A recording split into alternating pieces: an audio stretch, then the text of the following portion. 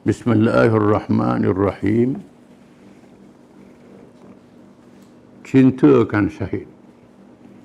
Kita bincang tajuk cintakan syahid. Berkait peperangan Mu'tah. 2,000 tentera Islam menghadapi 200,000 tentera Rom. Tidakkah ini macam bunuh diri? Ada orang kata bunuh diri. Bukan bunuh diri. Ini kena faham. Perlu dipahami perbezaan di antara cintakan syahid dengan tindakan berani mati dan membunuh diri. Macam orang Jepun berani mati lain. Orang bunuh diri lain. Cinta mati syahid lain. Mati syahid adalah husnul khatimah tertinggi yang dikurnia oleh Allah kepada orang-orang yang mati kerana berjihad menegakkan agama Allah dan mempertahankannya, atau perkara yang berkait dengan ketinggian agama dan kemuliaannya, yang berkait dengan agama, seperti ajaran dan hukum Islam, mempertahankan ajaran hukum Islam, dakwah Islam, mempertahankan dakwah Islam. Orang ganggu pendakwah, dia lawan sebab mati. Negara Islam dia ceroboh, lawan sebab mati. Tanah air Islam dan maruah penganutnya, mengarah penganut, maruah penganut Islam dihina, maka lawan sehingga mati. Mereka yang berjihad itu ialah kesediaan untuk mempertahankan perkara tersebut dengan pengorbanan yang diperlukan daripada nikmat kurnia Allah, sama ada nikmat ruh atau jasad, lahir atau batin. Yang diperlukan pengorbanannya termasuk harta dan nyawa bagi menyelamatkan agama. Dan perkara yang berkait dengannya, sanggup habis harta, sanggup korbankan tenaga, korbankan anak beranak, korbankan nikmat yang Tuhan beri kerana mempertahankan agama, tanah air agama, maruah agama, orang yang menganut agama, dakwah agama Islam. Sama ada secara mengalahkan musuh atau mengerunkan mereka. Tujuannya supaya musuh dikalahkan, ataupun menggerunkan musuh supaya musuh itu takut. Bila buat begitu, musuh takut, lari, orang lain selamat, sanggup korbankan diri. Jihad itu dilakukan sehingga meletakkan kepentingan Islam dan perkara yang berkait dengannya mengatasi segala-galanya. Meletakkan Islam lebih mahal daripada segala-galanya, termasuk diri sendiri, kerana Islam adalah keutamaan yang pertama dalam hidup dan mati. Kerana dalam ad-daruriyat al-khamsah ataupun as-sittah, menjaga agama, menjaga nyawa, menjaga akal, menjaga keluarga dan maruah, menjaga harta. Ini keperluan hidup manusia. Menjaga agama yang pertama. Agama mesti letak nombor satu. Ini mengikut Islam. Ajaran lain letak harta nombor satu, ataupun diri nombor satu. Islam letak agama nombor satu. Kerana meletakkan agama nombor satu, sanggup korbankan nyawa, korbankan harta, korbankan segala nikmat. Di samping beriman kepada syurga, janji Allah di alam barzakh dan alam akhirat, kepada orang yang mati syahid, percaya janji Allah Ta'ala. Tuhan berjanji mereka mati syahid ini masuk syurga, percaya. Lepas mati masuk syurga selalu. Disebut dalam surah Yasin. Bagaimana Habibun Najjar yang mempertahankan 3 orang Rasul, disebut surah Yasin, telah ditangkap oleh musuh Rasul itu, dipijak ramah-ramah, mati terus masuk surga selalu. Ini surah Yasin. Lepas mati masuk surga selalu. Ya laita qaumi ya'lamun bima ghafara li rabbi wa ja'alani minal mukramin. Bila masuk alam barzakh, mudah-mudahan kaum aku tahu aku masuk surga sekarang. Disebut kisah dalam surah Yasin. Jadi mereka yang sanggup mati ni percaya pada cerita ni lah. Cerita lepas mati masuk surga selalu. Dapat kelebihan. Apabila keimanan sampai ke puncak yang terlalu tinggi sehingga seolah-olah melihat janji Allah yang diterima di alam barzakh dan akhirat yang penuh dengan kebahagiaan kepada orang yang mati syahid, maka dunia dan segala isinya menjadi kecil dan bersedia untuk ditinggalkan. Bila masuk iman dalam mati, lepas mati ni aku masuk syurga lalu. Maka terus lawan. Sanggup sampai mati. Macam Anas bin An-Nadhr dalam perang Uhud. Beritahu ke kawan dia, sekali salam ke Nabi, aku nak masuk syurga dah. Nak masuk syurga dah. Terus masuk dalam musuh dan mati. Macam sahabat dalam perang Badar, duduk tengah makan buah kurma. Nabi kata, barang siapa yang berperang pada hari ini tak undur, mati masuk syurga. Lalu lempar buah kurma yang ada di tangan. Kerana tak masuk syurga, buah kurma ada lagi. Hanya sebab itu. Ini bila roh berhubung dengan alam akhirat. Nampak, seolah nampak. Dia beriman. Bila iman sampai ke puncak, sampai begitu. Bukan zaman dulu, zaman sekarang pun ada. Contohnya dalam peperangan antara tentera Pakistan tahun 65. Kisah yang terkenal. 30 orang dia tentera sepadan. India Hindu masuk nak serang Pakistan. Yang dia sepadan 30 orang dia. Lalu 30 orang ni meletakkan bom pada motosikal, merempuh kereta kebal India. Dan meletup kereta kebal ni lepas sebuah-sebuah. India ingat ke ramai lagi? Tak berani nak masuk. Ini termasuk dalam kisah mati syahid. Sanggup. Bila musuh tengok begini, kalau macam ni ada lagi. Macam perang Mu'tah juga. Imam Khalid bin Walid telah menyusun pasukan-pasukan yang banyak berperang. Pasukan banyak bergilir, yang kita baca minggu lepas tu. Pasukan yang pertama serang, undur. Yang kedua masuk pula. Hak belakang, pergi belakang naik kuda. Melarikan kuda sehingga debu naik ke langit. Kuda banyak naik ke langit. 2,000 tentera, cukup dah. Bila hak ni berlari-berlari, hak ni masuk pula. Hak ni pusing, macam ombak ada. Bertalu-talu. Musuh tak nampak, dia ingat ada lagi. Belakang tu banyak, padahal debu. Lalu tentera Rom berundur kerana ketakutan melihat keberanian tentera Islam. Jadi mereka yang sanggup mati untuk menggerunkan musuh, bukan mengalahkan lagi. Lalu berjaya mengundurkan untuk menyambung semula perjuangan, bukan untuk lari, tidak. Menyambung. Ini taktik, strategi peperangan. Ini kisah mereka yang sanggup mati syahid dalam perang Mu'tah. Adapun harga diri atau berani mati atau membunuh diri yang dilakukan oleh kalangan bukan Islam berbeza dengan mati syahid. Hutang banyak bunuh diri. Putus cinta bunuh diri. Tak lulus periksa bunuh diri. Tak berjaya dalam ujian bunuh diri. Banyak orang bukan Islam begitu. Ini tak betul ni. Ini salah. Lain dengan kita orang Islam ni. Lain dengan mati syahid. Dilakukan kalangan bukan Islam, berbeza dengan mati syahid dan tidak boleh disamakan, bukan haram menyamakannya. Kerana keimanan itu berbeza dengan kekufuran. Keislaman itu berbeza dengan jahiliah. Tidak boleh disamakan juga dengan keganasan kerana tindakan mati syahid untuk menentang keganasan terhadap orang lain, membunuh mereka yang tak terlibat dengan peperangan, itu salah. Ini tentera lawan tentera. Bergebung tengah-tengah pasar, orang puang duduk jual. Itu tak kena. Kecuali dalam suasana semua rakyat tentera menyalip Israel.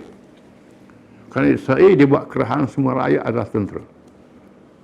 Tindakan orang Palestin terhadap Yahudi itu lain. Ini tindakan mati syahid.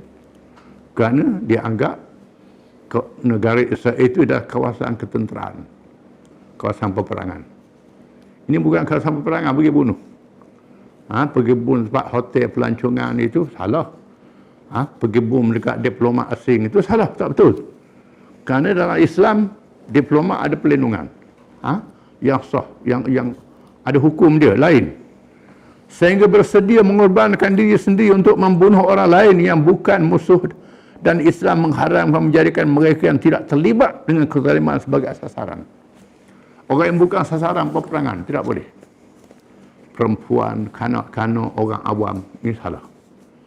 Yang bolehnya ialah sasaran peperangan, sasaran ketenteraan. Yang bolehnya. Ini mesti dibaca dengan kitab fiqh. Dalam kitab fiqh ada babul jihad. Bukan babul salah saja, babul siam.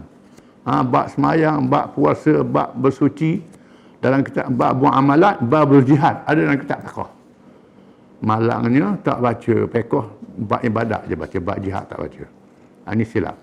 Jadi jihad ni ada hukum hakam dia, kena faham. Patutnya kita kena ajar pada tentera kita, polis kita babul jihad, kitab fiqh, kena baca. Dan orang kita kena baca supaya kita orang Islam ni beradab. Tindakan para sahabat radhiyallahu dalam peperangan Mu'tah, termasuk di dalam perkara menuntut mati syahid, di samping beberapa tindakan dalam peperangan Badar, Uhud dan lain-lain, sehingga mereka disanjung dan dipuji oleh Allah dan Rasulnya. Firman Allah Ta'ala dalam Quran, minal mu'minina rijalun sadaqu ma'ahadullah alaih, faminhum man qadha nahbahu wa minhum man yantazir wa ma baddalu tabdila. Suratul Ahzab ayat 23.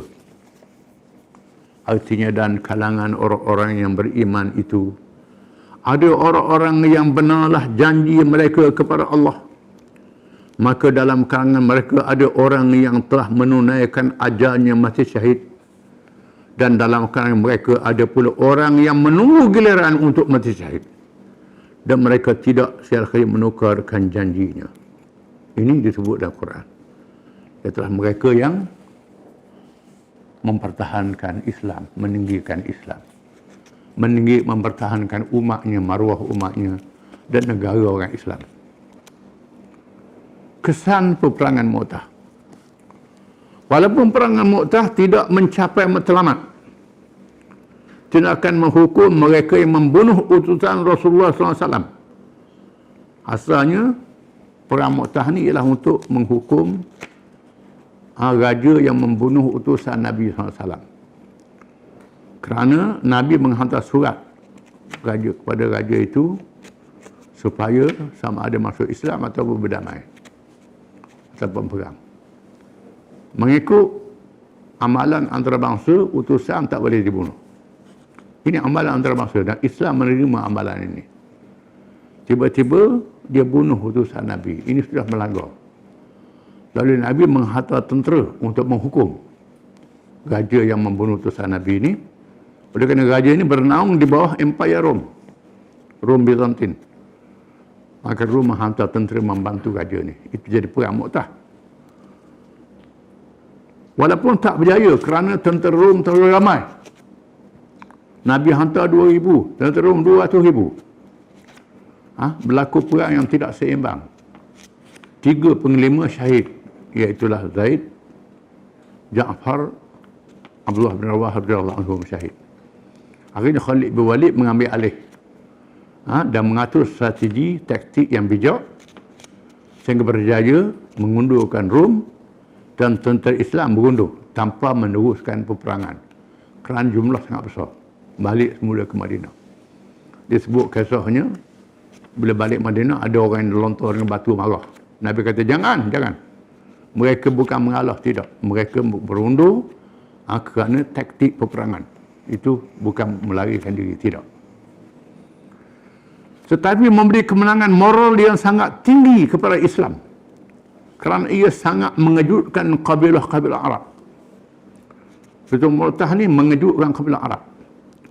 Bagaimana Rom Timur, sebuah kuasa besar dunia, boleh dicabar dan dihadapi oleh tentera Islam.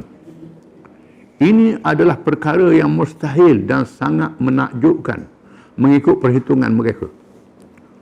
Ini menakjubkan, 2,000 boleh mengundurkan tentera 200,000. Ada yang beranggapan bahawa sebenarnya berlaku pertolongan Allah yang menjadi kenyataan benarnya agama Islam. Ini satu, memang betul lah pertolongan Allah. Termasukkan gerun. Pembawa agama ini sebenarnya Rasul yang diutuskan oleh Allah. Maka beberapa kabilah yang pada mulanya sangat bermusuh menganut Islam, sangat bermusuh menganut Islam. Di antaranya ialah kabilah Bani Salim, Ashja', Ghatfan, Zubyan, Puzarah dan lain-lain. Ada kabilah yang menyerah dan masuk Islam. Ada kabilah yang takut. Peperangan ini juga menjadi pertemuan pertama dengan kuasa besar dunia di zaman itu, dan menjadi lambaran sejarah dan permulaan kejatuhan kuasa besar dunia terkuat. Ini permulaan kepada jatuhnya Rom. Walaupun tak berlaku zaman Nabi, berlaku zaman Sayyidina Umar bin Khattab, Abu Bakar, Umar Khattab radhiyallahu anhu. Dan diikuti oleh kuasa besar yang lain. Keadaan ini membuka pintu pada cahaya Islam di seluruh pelosok dunia. Kerana pada masa Nabi berhijrah di Mekah, Madinah, kisah yang terkenal. Nabi berhijrah dalam keadaan bersembunyi.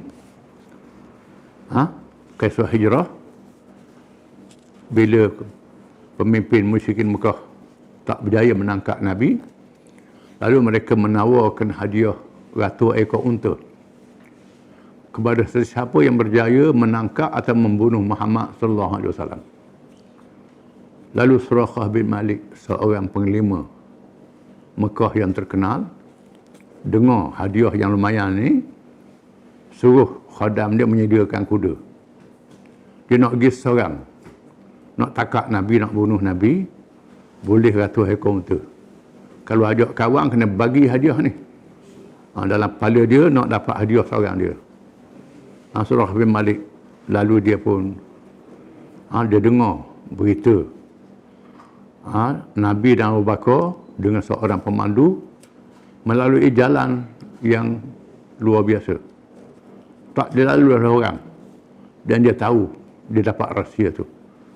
Lalu dia kejar dengan kuda, memang jumpa sungguh dengan Nabi. Abu Bakar tengok kuda mari, nampak Suraqah bin Malik. Nabi kata tak apa, jangan takut. Suraqah bin Malik terus nak serang, tiba-tiba tanah pegang kaki kuda dia, tak gerak. Jatuh tersungkur Suraqah bin Malik. Kemudian dia naik kuda semula, kejar balik, kena pegang balik. Ini mukjizat Nabi, tolongan Allah. Dia pegang di tanah, kaki kuda dia jatuh. Sampai yang ketiga dia jatuh, dia serah diri pada Nabi. Nabi kata, wahai Suraqah, aku nak beri hadiah padamu gelang kuasa besar Kisra, kuasa besar Parsi. Dengan makna bahawa Nabi sudah yakin Islam akan menang. Rom dan Parsi akan kalah. Akan kalah Rom dan Parsi ni. Bila sampai masa aku nak beri hadiah kamu, gelang kebesaran Maharaja Parsi. Tiba-tiba zaman Nabi, Rom dengan Parsi tak kalah lagi. Zaman Sayyidina Abu Bakar tak habis lagi, walaupun sudah menang, tak habis lagi. Zaman Sayyidina Umar barulah Rom dan Parsi kalah. Sa'ad bin Abi Waqqas menghantar barang daripada Parsi yang dirampas, termasuk gelang kebesaran kerajaan Parsi. Lalu Sayyidina Umar panggil Suraqah bin Malik, ini janji Nabi nak beri kamu, beri pada Suraqah bin Malik. Ini cerita hijrah yang terkenal. Jadi janji Nabi ni janji yang benar, janji yang betul. Parsi dan Rom jatuh, kuasa besar dunia jatuh, Islam akan menang pada akhirnya. Ini janji yang betul. Semua janji Nabi betul. Bahkan Nabi pernah sebut Constantinople akan jatuh. Zaman sahabat, zaman Umayyah Abbasiyah, orang Islam usaha nak tawan Constantinople, tak berjaya. Sehingga 1000 tahun lebih, zaman Utsmaniyah, Sultan Muhammad Al-Fatih telah berjaya membuka Constantinople, tukar pada Istanbul. Ini termasuk dalam janji Nabi SAW. Dan termasuk janji Nabi juga Rom akan diperintah oleh Islam. Rom Itali. Rom Itali, pusat Roman Katolik. Itu akan diperintah oleh Islam satu hari nanti. Nabi sebut, ada hadis. Iaitu tahannas Konstantiniyah war Rumiyah. Islam akan membuka Konstantinopel dan Rom. Konstantinopel sudah dibuka, Rom belum lagi. Menandakan ada lagi masa depan untuk Islam. Rom, Itali. Ini akan berlaku. Akan berlaku. Bila? Pasti akan berlaku. Kerana Nabi sebut dengan janji Allah Ta'ala.